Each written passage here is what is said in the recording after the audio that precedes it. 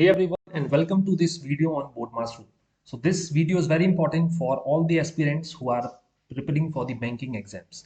और banking exam में simplification नाम का एक टॉपिक होता है जिसमें से बोर्डमास रूल से मोस्टली क्वेश्चंस आते हैं and this BODMAS rule is very important. So in this video let's see how to solve BODMAS rule with few examples. Okay, now before starting with the BODMAS rule हमें तो सबसे पहले ये चीज पता होनी चाहिए कि बोर्डमास में B O D M A और एस का मतलब होता क्या है. So here B stands for brackets. Okay, B का यहाँ पे जो मतलब होता है वो होता है ब्रैकेट, हिंदी में हम जिसे बोलते हैं कोष्टक.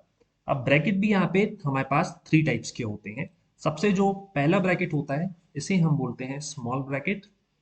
नेक्स्ट ब्रैकेट होता है हमारा curly bracket and the third bracket is the rectangular brackets. ठीक है, ये ब्रैकेट्स आपने अक्सर क्वेश्चंस में लिखे होंगे. D stands for O stands for of. Of जिसे हम हिंदी में बोलते हैं का. ऑफ का आपने अक्सर देखा होगा जब हम किसी क्वांटिटी का परसेंटेज निकालते हैं. Let's take if I want to find the 50% of 500. Let's take, तो यहाँ पे जो ऑफ है हम दो चीजों को कंपेयर करने में यूज करते हैं. डी का मतलब होता है डिवीजन, और डिवीजन का साइन क्या होता है, कुछ ऐसा होता है ना. डिवीजन यानी कि हिंदी में जैसे हम कहते हैं किसी चीज को भाग देना. यहाँ पर एम का मतलब होता है मल्टीप्लिकेशन. ओके, मल्टीप्लिकेशन हिंदी में हम बात करें तो दो चीजों का गुणा करना. ए का मतलब होता है एडिशन, चीजों को जोड़ना, और एस का मतलब होता है सब्ट्रैक्शन यानी चीजों को घटाना. तो आई होप कि बोर्ड मास में आपको इन सारे वर्ड्स का मतलब समझ में आया होगा. और बोर्ड मास रूल में एक छोटी सी चीज अपन को ध्यान रखना है कि हमेशा आपको लेफ्ट टू राइट अप्रोच रखनी है. यानी कि यदि आपको ऐसा दिख रहा है कि क्वेश्चन में कहीं ब्रैकेट है तो उस ब्रैकेट को पहले हम सॉल्व करेंगे, उसके बाद हम इस सीक्वेंस में आगे की तरफ बढ़ते जाएंगे. ओके, अब हम देखते हैं कुछ फ्यू एग्जांपल्स जहां पे हम बोर्ड मास रूल को यूज करेंगे. तो जब भी आपके पास कुछ ऐसा क्वेश्चन आए तो सबसे पहले तो आपको वो रूल लिखना है बोर्ड मास. ठीक है, तो इस क्वेश्चन में हमें सबसे पहले दिख रहा है ब्रैकेट.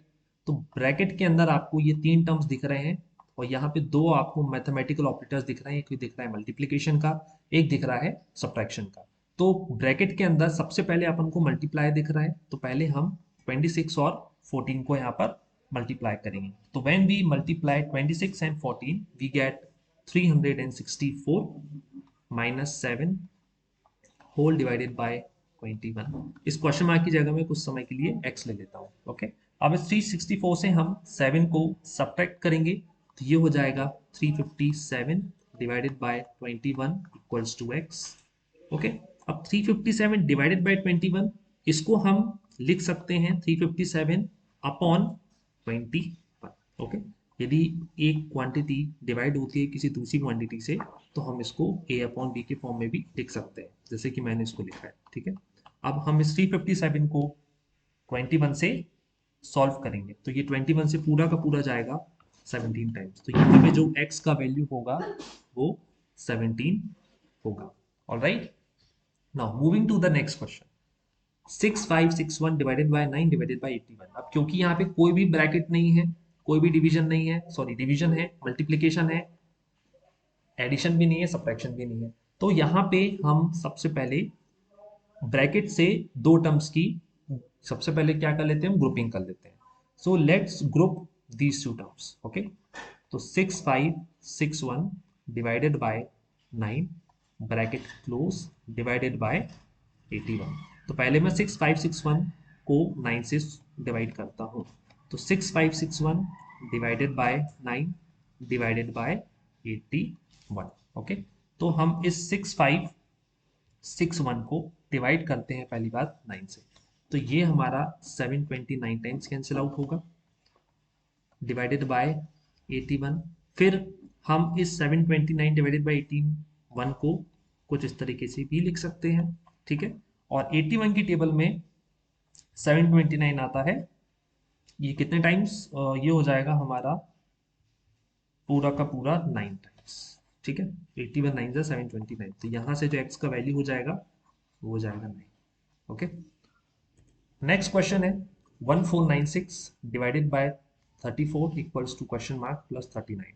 सो सबसे पहले बोर्ड मास रूल हम यूज करें तो यहाँ पे कोई ब्रैकेट नहीं है, ऑफ भी नहीं है, डिवीजन है, तो पहले हम इन दोनों टर्म्स का डिवीजन करेंगे। Okay, so let's divide 1496 divided by 34 equals to, इस क्वेश्चन मार्क को हम कुछ समय के लिए एक्स मान लेते हैं, प्लस 39। सो 1496 डिवाइडेड बाय 34, तो जब हम इसको 34 से डिवाइड करेंगे so this will be 44। So 44 equals to x plus 39। इस 39 को हम LHS ट्रांसफर कर देंगे तो x का यहाँ से जो वैल्यू होगा that will be 5। So the value of this question mark is 5। Okay, तो आप देख सकते हैं कि किस तरीके से हम बोर्ड मास रूल को यूज कर रहे हैं। अब अगला क्वेश्चन है यहाँ पर 40% of 300 plus 15 into 24 equals to question mark plus 275। तो अगेन बोर्ड मास रूल हमने लिखा, यहाँ पे ब्रैकेट नहीं है, ऑफ है पहले, ठीक है, तो हम पहले इस टर्म को सॉल्व करेंगे। तो 40% मतलब क्या होता है, जैसे हम 40% को लिख सकते हैं 40/100। ऑफ का मतलब होता है इनटू, मतलब किसी चीज का प्रोडक्ट करना, इंटू 300 प्लस, फिर यहाँ पे 15 और 24 एक दूसरे से मल्टीप्लाई हो रहे हैं तो हम इस 15 और 24 को आपस में मल्टीप्लाई करेंगे तो इनका जो आंसर आएगा वो होगा 360। इस क्वेश्चन मार्क की जगह मैं x मान लेता हूँ, प्लस 275।